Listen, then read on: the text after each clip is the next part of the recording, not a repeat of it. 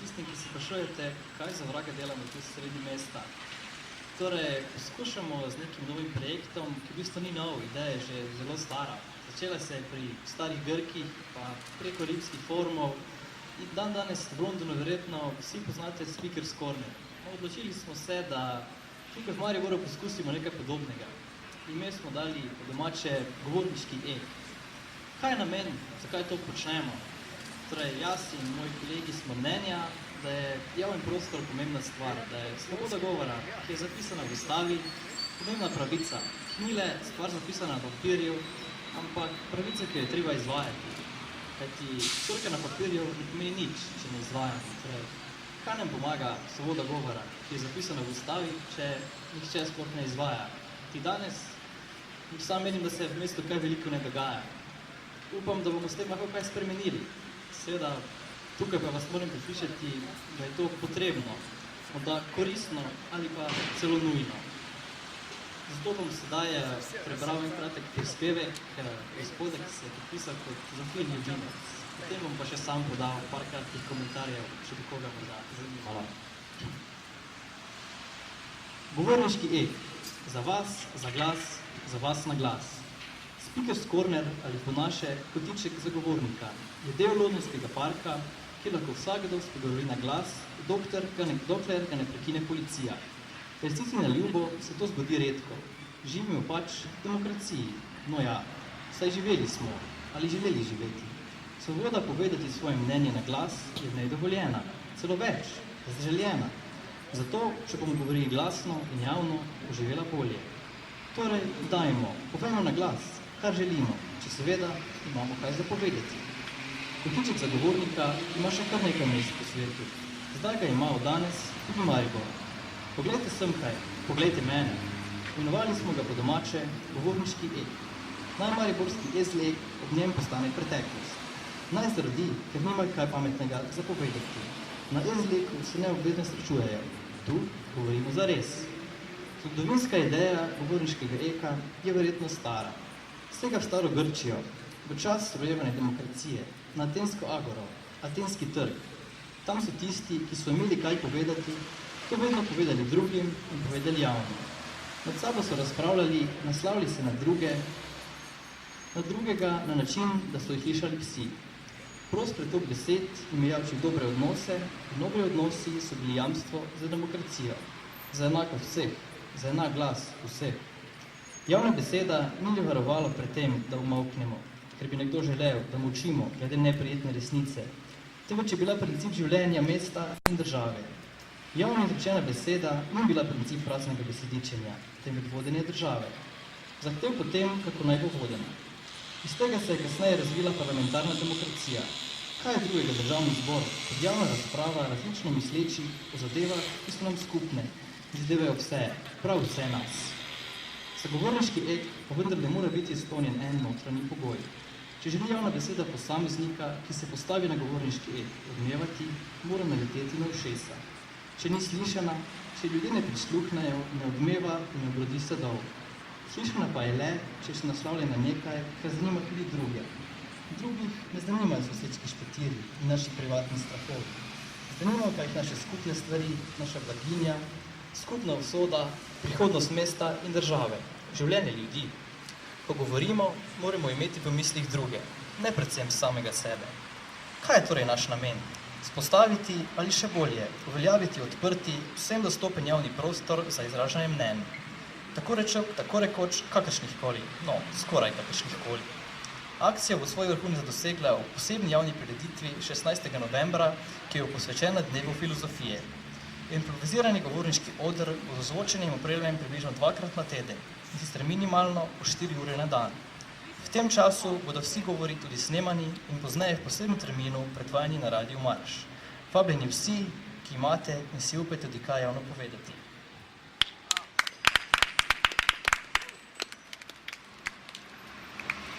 Torej, kot je dejal že Sofin Ljubimec, je ta stvar tukaj pomembna. Morda se komu ne zdi, da tukaj samo govoričim in si polnim ego, da bi spadil slavno. Ampak verjamete ali ne, ne gre za to. Ne gre zame, kajti ne gre za to, da sedaj jaz tukaj se delam pametnega, ampak da vabim vas, kogarkoli, kdorkoli lahko pride mimo in pove kar moje volje. Svoboda govora pač obstaja in če obstaja na papirju, se lahko vsaj pretvarjamo, da tudi v resnici obstaja. Zaenkrat me nihče ni prekinil, torej predvidevam, da stvar je legalna, legitimna in sploh dobra. Če pa se kdo dejansko zanima, zakaj govorim, se bo pokazalo pa čez čas. Sedaj bom seveda povabil še koga drugega, naj kaj pove, da bi bom samo sam govoriči. Torej se zahvaljujem vsem za pozornost in poslušajte še druge. Hvala.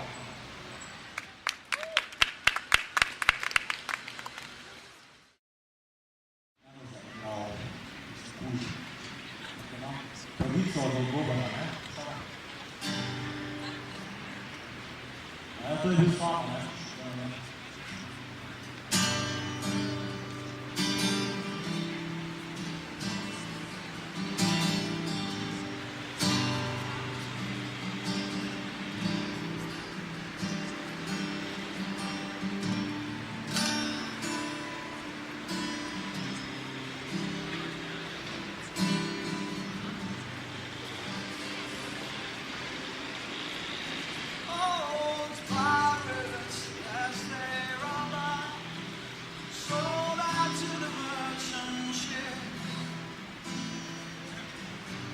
After days of life, from the bottomless pit, my hand was made strong by the hands of the Almighty. We forward in this generation, triumphantly. Won't you help? songs of freedom is all I ever had. Redemption songs, these songs of freedom.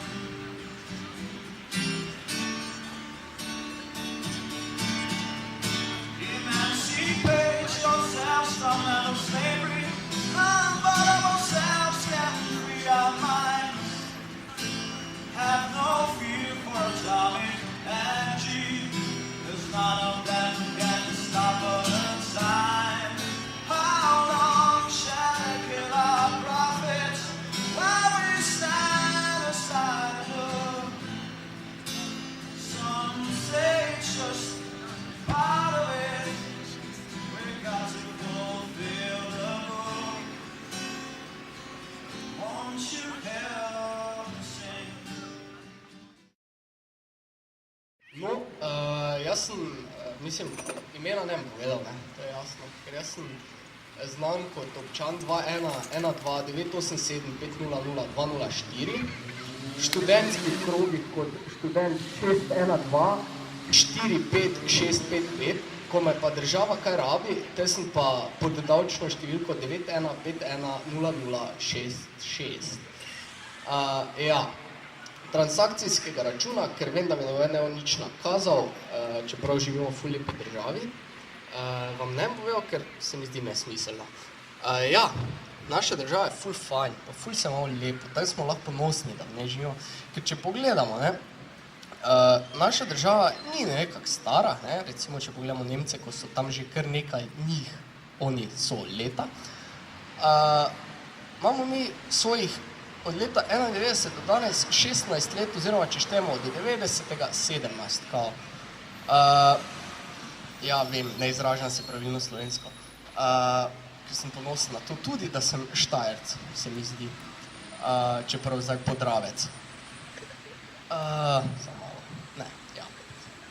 No, pač v 17 letih smo dosegli zavidljivo gospodarsko rast.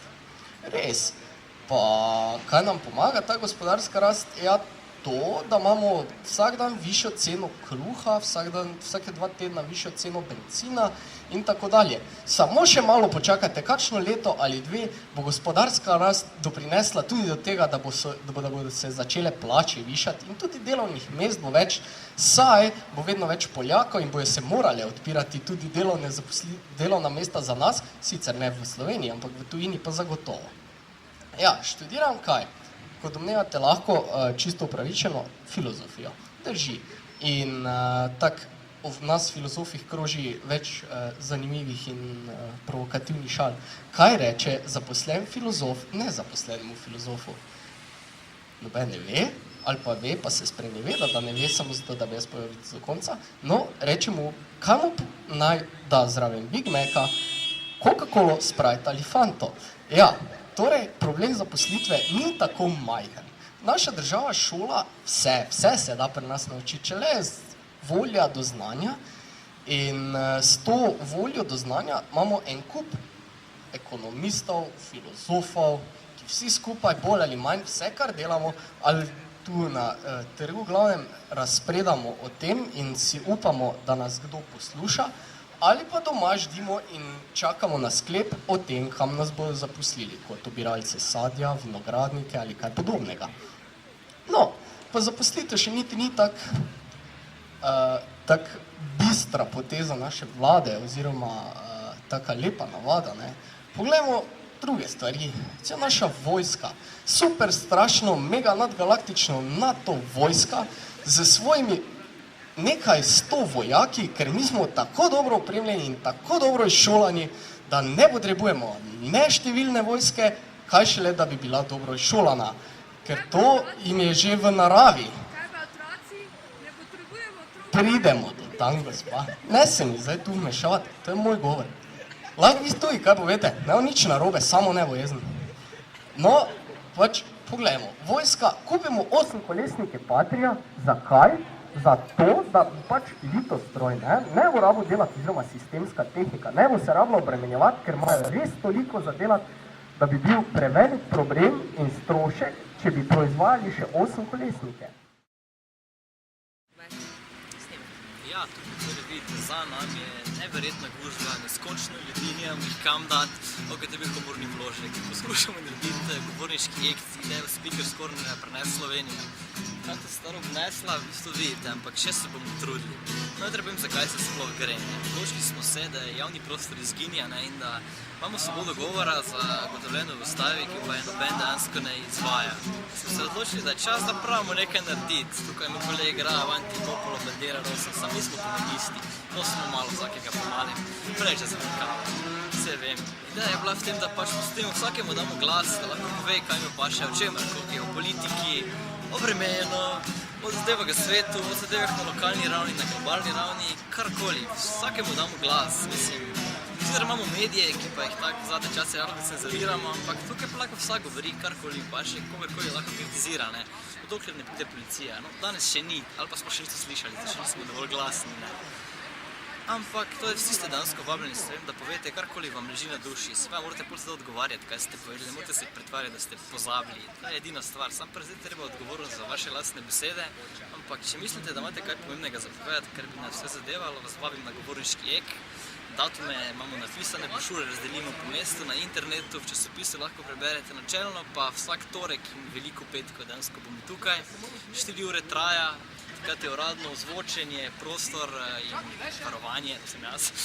Ok, drugače pa vse posod lahko govoriti dejansko, mesto je svoboden prostor, javni prostor, tako mislim, imamo svobodo govora, začnimo izvajati. Ok, cool. To je to. To je to? Torej ja, naslednja tema je pasivnost Mariborčana. Jaz bi to malo razširil, pasivnost študentov, pasivnost ljudi, pasivnost vsega Slovenije skupaj. Tako smo kot zaspani, kot na velike Atene, ne. No, Sokrat se je odločil, da bo Obatki bo pikal Atene, no mi smo pač Mrčeški pikamo Maribor, ne. Kako nam uspeva, dejansko ne vemo, ampak trudili se bomo pikali, dokaj nas tega nalopne po glavi. Ampak dobro, zato imamo čas, nekaj še noben je opazil, torej ni problema. Kdo opazil, pa bomo videli, kaj je. Ampak torej, v čem je problem? Pasivnost. Živimo v demokraciji, no, ok, recimo, da živimo v demokraciji, ne. Volimo predstavnike ljudstva, ki naj predstavljajo nas, torej početi bi mogli to, mi imamo mandat, da zastopajo naša mnenja.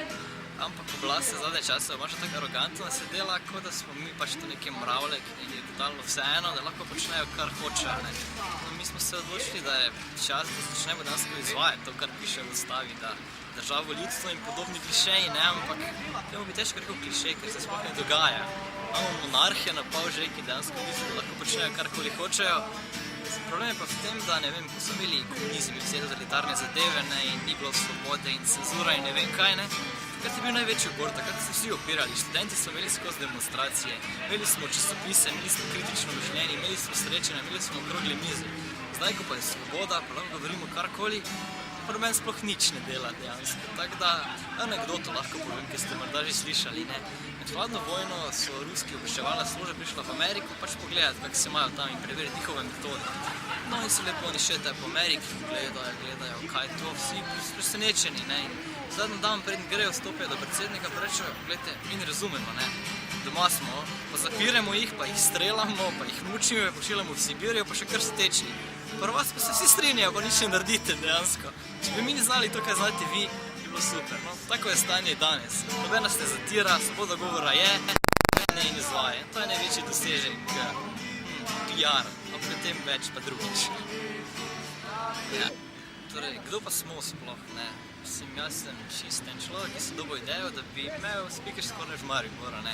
Kontaktiral sem kolega od Zbinih ljubimcev, to je društvo, ki zadnjih 10 let se že trudi ravno to, kar jaz prej govorim, da bi Maribor zbudili dejansko, da bi se Maribor razvila kultura, da bi se razvilo neko kritično mišljenje, da bi se nekaj dogajalo, da bi se v mestu nekaj dogajalo.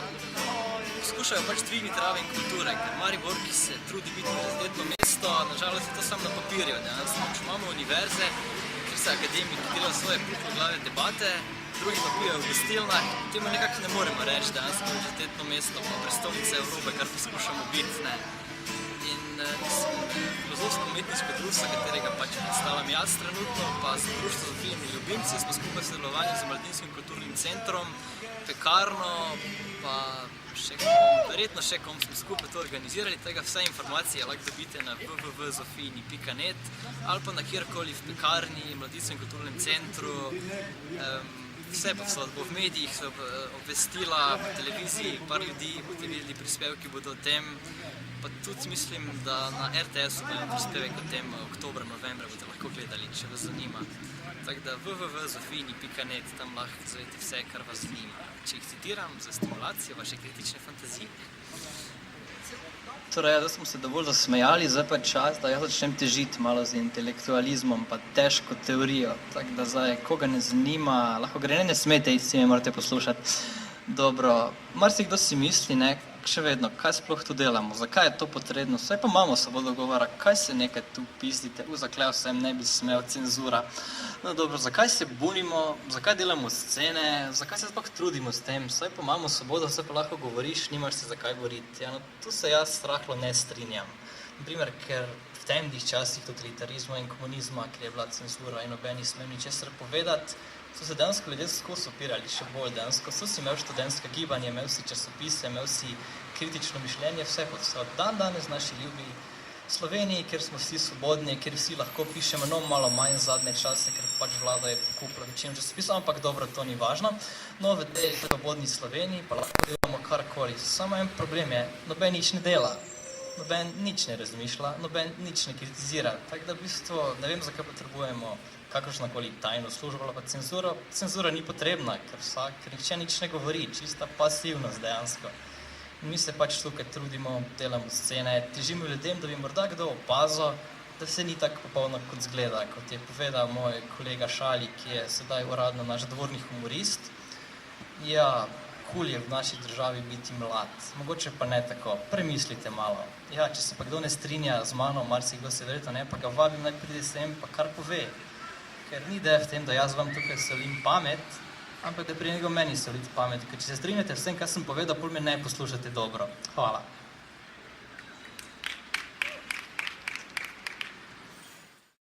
Jaz sem pa pol prišla enkrat 15 do, ne.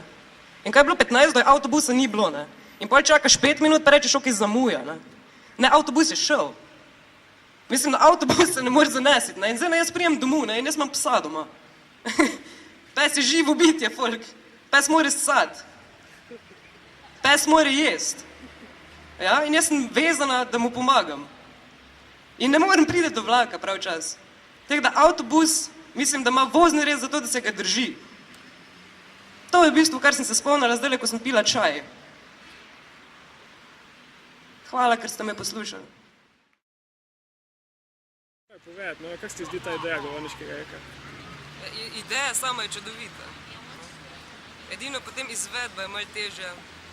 Zakaj? Izvedba je težka zaradi tega že, naprimer, ker da tu vidimo, nismo mogli niti plakatov obesiti dostojno, ne? Problemi pridejo pri izvedbi. Naprimer tudi pri tej, da vidimo, da je zelo malo odziva, ne? A misliš, da je malo odziva? Ja. Izgleda, da je malo odziva. Ja, ker zaenkrat smo govorili samo tisti, ko smo v bistvu... Realno, ne? Ja. Misliš, da se bo kaj iz tega rodilo? Mislim, da ima to kako perspektivo, da Mariborčani bojo to kupili, po domače povedano? Nisem glih prepričana v to, da bojo kupili. Ne. Kaj je problem po tvojem? Problem po mojem je to, da si mogoče že čuješ, da obstaja govorniški oder, si zamisliš, kaj bi lahko sploh povedal, ampak potem si ne vzameš časa in se ne ustaviš. Ali pa nimaš v bistvu poguma. Zanima me, kaj meniš o tej ideji govorniškega eka? Ja, to je super fajn, zato ker dejansko lahko prije čisto neznan folk, ko sicer nima nič moči v naši državi, pa nima pooblastil, da bi na kakem pomembnem mestu komu karkoli povedal, pa lahko pride sem, pa tu pove, kar se mi zdi zelo pozitivno, ker drugače dan današnjite noben nikjer sploh ne posluša. Zdaj, govorniški oder v Mariboru verjetno ima ta dodatek, se pravi, da smo v Mariboru neko svojo značilnost. Kaj misliš, da Mariborčani bodo sprejeli to zase, oziroma da bodo prepoznali to, kar si zdaj naštel? Ja, upam, ne, to je cilj in želja, mislim, ker če ne, pač vseeno fajn, da se pove, da lahko govori samo njihova smisla, če ljudje ne poslušajo. Misliš, da ni, kljub temu, da ne vem, recimo terapevtsko, če ne drugače, da pač nekdo ima možnost, da nekje govori, tudi če ga posluša mogoče ena ali pa dva. Ja, ni to dovolj? sej, to je, mislim, da tisto bistvo, da se lahko izpoveš, pa samo mislim, da je dosti boljši efekt, če te pa res nekdo posluša. Da ima tudi neki učinek, ne? Ja, da učinkuje na tebe boljše in na družbo boljše, ker bolj kak vidi nekoga, da govori, aha, ta si pa upa, zakaj si ne bi jaz pa. Super.